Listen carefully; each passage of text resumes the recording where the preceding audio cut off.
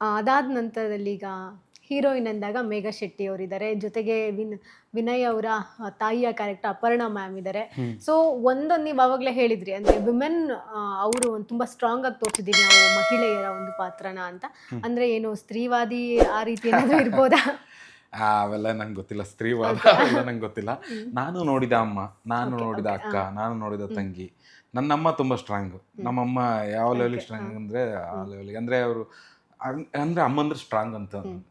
ಗಂಡಸರು ನಾವು ಹೊರಗಡೆ ಹೋಗಿ ದುಡಿತೀವಿ ಅಷ್ಟೇ, ಆದರೆ ಅಮ್ಮಂದ್ರೆ ಇರ್ತಾರಲ್ಲ ಅವ್ರು ತುಂಬ ಚೆನ್ನಾಗಿ ಸಂಸಾರ ನಡೆಸ್ತಾರೆ.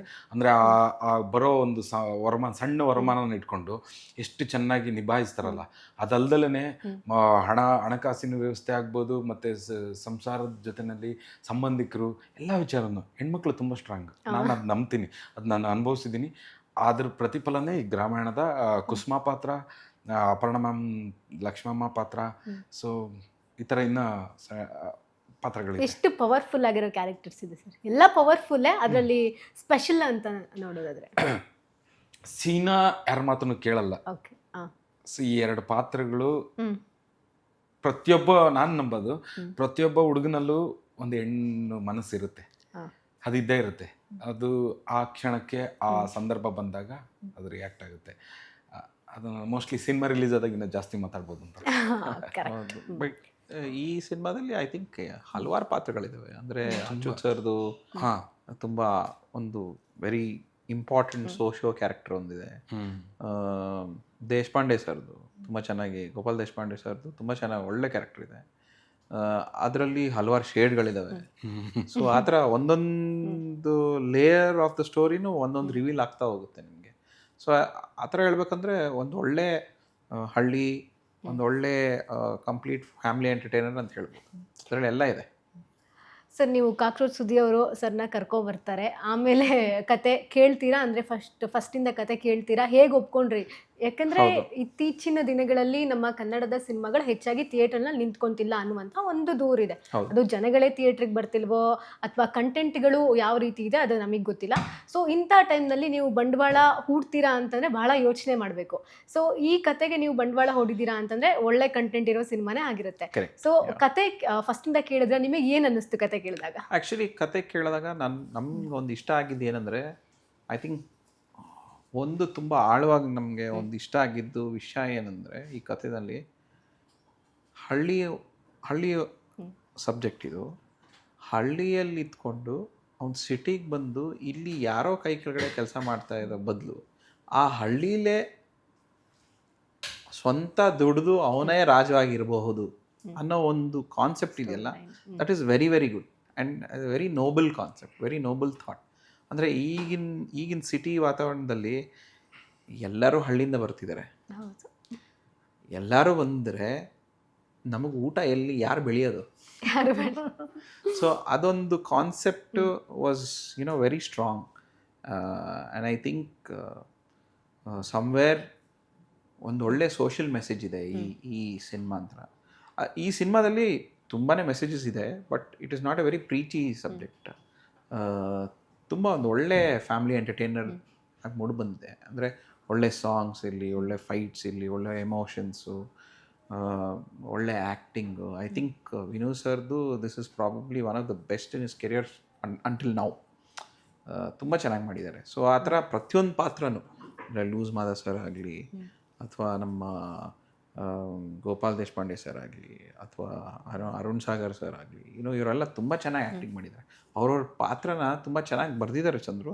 ಬಟ್ ಆ ಪಾತ್ರನ ತುಂಬ ಆ್ಯಕ್ಟಿಂಗಲ್ಲಿ ತುಂಬ ಚೆನ್ನಾಗಿ ಮಾಡಿದ್ದಾರೆ ಎಲ್ಲರೂ. ಸೊ ಆ ಇದರಲ್ಲಿ ಐ ಥಿಂಕ್ ದ ಸ್ಟೋರಿ ಬೀಜ ಎಲ್ಲದಕ್ಕೂ. ಆ್ಯಂಡ್ ಐ ಥಿಂಕ್ ಆ ಕತೆಗೆ ಏನು ಬೇಕೋ ಎಲ್ಲ ತೊಗೊಂತು ಮೂವಿ.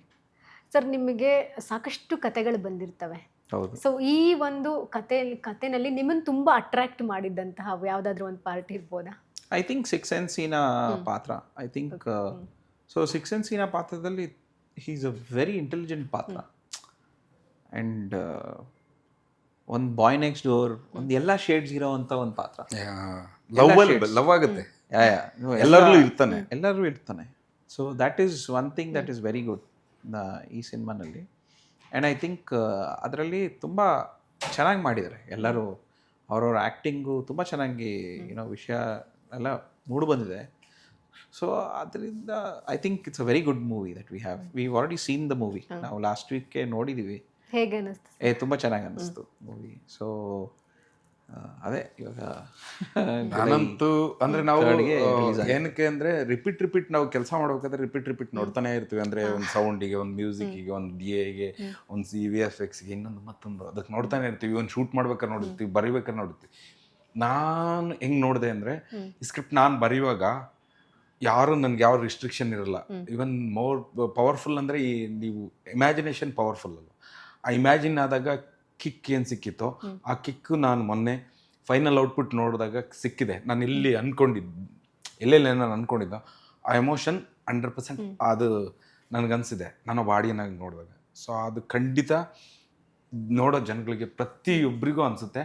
ಪ್ರತಿಯೊಬ್ಬರು ಊರಲ್ಲೂ ಈ ಥರದ ಪಾತ್ರಗಳು ನೋಡೋ ಪ್ರತಿಯೊಬ್ಬರೂ ಒಂದಲ್ಲ ಒಂದು ಪಾತ್ರನ ಕನೆಕ್ಟ್ ಮಾಡ್ಕೊಂತಾರೆ.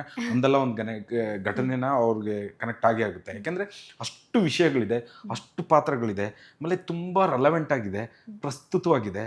ಒಂದಷ್ಟು ಎಲ್ಲ ವಿಷಯಗಳು ಎಲ್ಲದೂ ಕನೆಕ್ಟ್ ಆಗುತ್ತೆ. ಅದು ನಂಗೆ ಖುಷಿ ಕೊಡುತ್ತೆ. ಈ ಸಿನಿಮಾದು ಒಂದು ಡೈಲಾಗ್ ಇವಾಗ ವಿನಯ್ ಸರ್ ಬರ್ತ್ಡೇಗೆ ಒಂದು ಬಿಟ್ಟಿದ್ರಲ್ಲ, ಅದೊಂದು ಗ್ಲಿಮ್ಸ್ನಲ್ಲಿ ಒಂದು ಡೈಲಾಗ್ ಹೇಳ್ತಾರೆ.